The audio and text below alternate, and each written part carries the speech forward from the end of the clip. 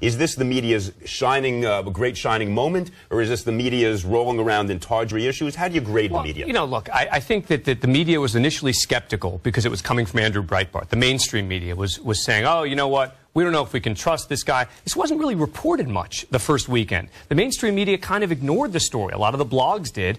And Andrew Breitbart was saying, why is no one listening to me? Why is no one listening?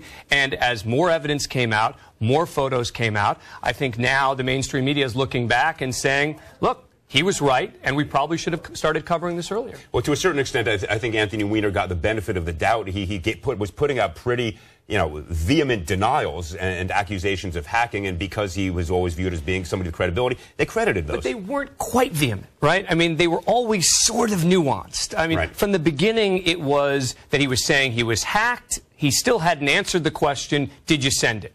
Then he responded saying, no, I didn't send it. But then when the question was a specific question, is that you?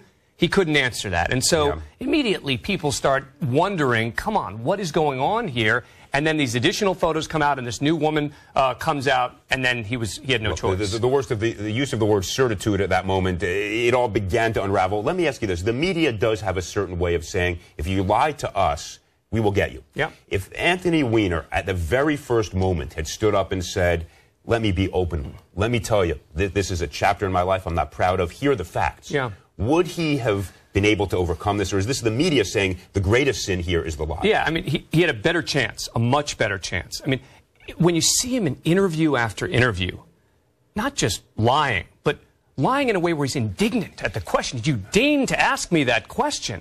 I think that's a really tough position for him to be. I mean, look, let me ask you. I'll turn the table on you for a moment. I mean, you're someone who knows. Wait a minute. This is... no, just quickly. I mean, I would think that this is something that you know about you come out, you make your statement, you come clean. I mean, do you think that helped your situation? Let me be very clear. I sympathize with Anthony Weiner. I know he is going through torment like virtually no other, but his greatest sin from the perspective of the public was not being truthful at the moment of crisis, because what that showed, unfortunately, was a flaw in his judgment and his belief, even up to that point, that he could somehow continue to deceive. And I think that is, it goes back to Congressman Chavitz's point just a few moments ago, that trust and bond has now been broken that additional time, not just by the behavior, but by that additional lie on top of it. I mean, I think you benefited from that to some degree in coming out early. And then, look, I mean, the question's going to be, honestly, I think that it's going to be a matter of days now. I think when you see the pressure that's being put upon him, we're not going to even get to the ethics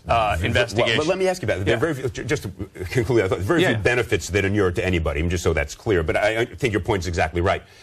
You also are an attorney. Do you think that he has broken the law, an issue that has sort of been lost in the haze of this? Not based on anything we've seen so far.